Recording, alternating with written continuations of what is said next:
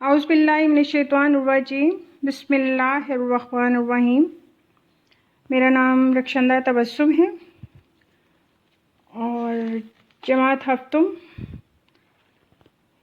مضمون اسلامیات کی میں ٹیچر ہوں۔ ماحول کی آلودگی اور اسلامی تعلیمات۔ مجھے صرف آپ تھوڑا سا بتا دیں کہ ماحول کی آلودگی سے کیا مراد ہے۔ آپ لوگ کچھ جانتے ہو ماحول کے بارے میں؟ ماحول کیا ہے؟ نہیں تو ٹھیک ہے، میں آپ کو بتاتی ہوں، پھر آپ مجھے بعد میں بتائیے گا۔ ماحول ہمارے ارد گرد کا ماحول، جہاں ہم رہتے ہیں، جس جگہ پر ہم وقت گزارتے ہیں، وہ ہمارا ماحول کس طرح کا ہے؟ وہ صاف ہے، علاقہ ہمارا صاف ہے، ہمارے قریب فیکٹریاں، ندی، گندے پانی کے جوہر یا کوڑا کرکٹ تو نہیں ہے؟ اگر جہاں پہ یہ ہوتا ہے تو اس کو ہم ماحول کی آلودگی میں کہتے ہیں، اور اگر صاف ستھرا ماحول ہوتا ہے، صاف ستھرا علاقہ ہوتا ہے تو اسے ہم اچھا ماحول کہتے ہیں، صاف ستھرا ماحول کہتے ہیں۔ ٹھیک ہے، میری بات کی سمجھ آ رہی ہے آپ کو؟ گڈ۔ تو ہمارا آج کا عنوان ہے ماحول کی آلودگی اور اسلامی تعلیمات۔ تو میں پہلے تھوڑا سا چیپٹر ریڈ کروں گی، پڑھوں گی، آپ میرا چیپٹر غور سے سنیں، پھر اسی میں آپ کے آنسرز بھی مل جائیں گے آپ کو، اور دیکھیں کیا ہے۔ ہمارے ماحول میں ایسے اجزاء کا شامل ہو جانا جو صحت کے لیے نقصان دہ ہو، ماحول کی آلودگی کہلاتا ہے۔ ماحول کو آلودہ کرنے میں فیکٹریوں سے نکلنے والا زہریلا مواد اور دھواں، روز بروز بڑھتی ہوئی ٹریفک کا شور، گاڑیوں کا دھواں، کوڑا کرکٹ اور گندگی کے ڈھیر، کھادوں اور زہریلی ادویات وغیرہ کا استعمال، درختوں اور جنگلات کی غیر ضروری کٹائی اور شہروں کی آبادی کے پھیلاؤ میں ناقص منصوبہ بندی شامل ہے۔ کیا ہے یہ؟ ہے ماحول کی آلودگی۔ ان ساری چیزوں کے بڑھ جانے سے ماحول آلودہ ہو جاتا ہے، گندگی پھیل جاتی ہے۔ لیکن اسلام اس کے بارے میں کیا کہتا ہے؟ اسلام یہ کہتا ہے کہ اسلام نے ماحول کو صاف رکھنے کی تاکید کی ہے۔ صفائی اور پاکیزگی کو اسلام میں بنیادی حیثیت حاصل ہے۔ اللہ تعالیٰ صاف ستھرا ماحول، صاف ستھرا رہنے والوں کو پسند فرماتا ہے۔ اللہ تعالیٰ کا ارشاد ہے سورۃ التوبہ میں، واللہ یحب المتطہرین، اور اللہ تعالیٰ پاک رہنے والوں کو ہی پسند کرتا ہے۔ ایک اور جگہ پر ارشاد ہے، رسول پاک صلی اللہ علیہ وآلہ وسلم نے صفائی کو نصف ایمان قرار دیا ہے، اور یہی ہمارا دینی فریضہ بھی ہے کہ ہم نہ صرف خود کو پاک صاف رکھیں بلکہ اپنے ماحول کو بھی آلودگی سے بچائیں اور اسے خوبصورت بنائیں۔ اب ہے ماحول کی آلودگی میں مختلف قسم کی صورتیں ہیں، مختلف قسم کی وجوہات ہیں جن کی وجہ سے ماحول جو ہے وہ آلودہ ہو جاتا ہے، اور اس میں سب سے پہلے آتا ہے زمینی آلودگی۔ ٹھیک ہے، زمینی آلودگی، پھر ہے فضائی آلودگی، نمبر 3 ہے آبی آلودگی، نمبر 4 ہے صوتی آلودگی۔ تو یہ 4 صورتیں ہیں جن کی وجہ سے آلودگی پیدا ہوتی ہے۔ ہم سب سے پہلے زمینی آلودگی کے بارے میں پڑھیں گے کہ زمینی آلودگی کارخانوں، فیکٹریوں سے نکلنے والا فالتو مواد نقصان دہ ہوتا ہے۔ اس طرح بعض اوقات کاشتکار حضرات زیادہ سے زیادہ پیداوار حاصل کرنے کی ہوس میں لگ جاتے ہیں اور اپنی زمینوں میں بے تحاشا کیمیائی کھادوں اور مختلف قسم کی زہریلی ادویات کا استعمال کرتے ہیں۔ وقتی طور پر پیداوار تو زیادہ ہو جاتی ہے اور اس سے بہت زیادہ فائدہ بھی ہوتا ہے، لیکن فصلیں ایسی صحت کے لیے نقصان دہ ہوتی ہیں۔ زمین میں آئندہ کے لیے آلودگی پیدا ہو جاتی ہے، اس کی زرخیزی بھی کم ہو جاتی ہے۔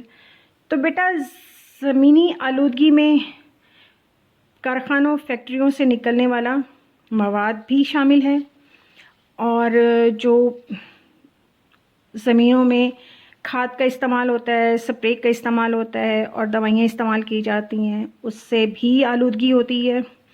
جو ایک اسپرے ہوتا ہے وہ سخت نقصان دہ ہوتا ہے انسانی صحت کے لیے، اور اسی طرح جو اس میں پانی بعض اوقات کھیتوں کا استعمال ڈالتے ہیں وہ کارخانوں اور فیکٹریوں سے آنے والا پانی بھی ہوتا ہے، تو جس کی وجہ سے بھی زمینی آلودگی ہو جاتی ہے۔ دوسرے نمبر پہ ہے فضائی آلودگی۔ کیمیائی صنعتوں کے کارخانوں سے نکلنے والا زہریلا دھواں، تمباکو نوشی، بے تحاشا ٹریفک کا دھواں فضائی آلودگی کے لیے اہم سبب ہے۔ فضائی آلودگی سے کیا ہوتا ہے؟ آنکھ، کان، ناک وغیرہ کی بیماریاں پھیل جاتی ہیں، جس سے انسانی صحت بری طرح متاثر رہتی ہے۔ اگر ہم ان کی صفائی کا خیال رکھیں، ہم ٹریفک کا دھوئیں پہ کنٹرول کریں اور زہریلے مواد کو کسی الگ سے اس کا راستہ بنائیں، تو ہماری صحت کے لیے بہت آسانی ہو سکتی ہے۔ اس کے علاوہ شجر کاری کے ذریعے فضائی آلودگی سے بھی بچایا جا سکتا ہے۔ صحابہ کرام صلی اللہ علیہ وآلہ وسلم نے بھی شجر کاری میں حصہ لیا اور سایہ دار درختوں کو نیچے گندگی پھیلانے سے منع فرمایا، اور درخت لگانے فضائل میں شمار ہوتے ہیں۔ اسی طرح نمبر 3 ہے آبی آلودگی۔ پانی کو آبی بولتے ہیں۔ پانی کی آلودگی یعنی آبی آلودگی کہلاتی ہے۔ مختلف فیکٹریوں سے خارج ہونے والا پانی زہریلے کیمیائی مادے سے ہوتے ہیں، جس سے پانی آلودہ ہو جاتا ہے۔ اس کے علاوہ لوگ بے احتیاطی سے ندی نالوں میں کوڑا کرکٹ پھینک دیتے ہیں اور گندے پانی کا رخ بھی ندی نالوں کی طرف کر دیتے ہیں۔ شہروں سے نکلنے والا استعمال شدہ گندا پانی جو ہوتا ہے وہ بھی ندی نالوں میں شامل ہو جاتا ہے، جس سے آبی آلودگی پیدا ہوتی ہے۔ اس سے نہ صرف آبی حیات متاثر ہوتے ہیں بلکہ فصلوں کو بھی نقصان ہوتا ہے۔ پانی ایک بہت بڑی نعمت ہے، اسے ضائع کرنے سے سختی سے منع کیا گیا ہے۔ پانی کو خراب یا گندا کرنا یا اسے ضائع کرنا گناہ کے مترادف ہے۔ نمبر 4 ہے صوتی آلودگی۔ صوتی آلودگی کیا ہے؟ صوتی آلودگی سے مراد ایسی آوازیں جو ہماری سماعت کو نقصان پہنچائیں، ہمیں ذہنی طور پر پریشان کریں۔ سڑک پر چلنے والے ٹریفک کے شور اور ہارن کی آوازیں، آبادی کے قریب کارخانوں میں مشینوں کی آوازیں اور اونچی موسیقی، لاؤڈ اسپیکر، غیر ضروری استعمال صوتی آلودگی کا اہم سبب ہے۔ شور سے کئی نفسیاتی مسائل پیدا ہوتے ہیں۔ لوگ ذہنی طور پر ذہنی اعصابی تناؤ کا شکار ہوتے ہیں۔ اسی طرح قرآن مجید میں اس کے لیے ارشاد ہے سورۃ اللقمان میں کہ جس کا ترجمہ ہے اور اپنی آواز آہستہ رکھو، بے شک سب سے بری آواز گدھوں کی آواز ہے۔ یعنی حضور پاک صلی اللہ علیہ وآلہ وسلم نے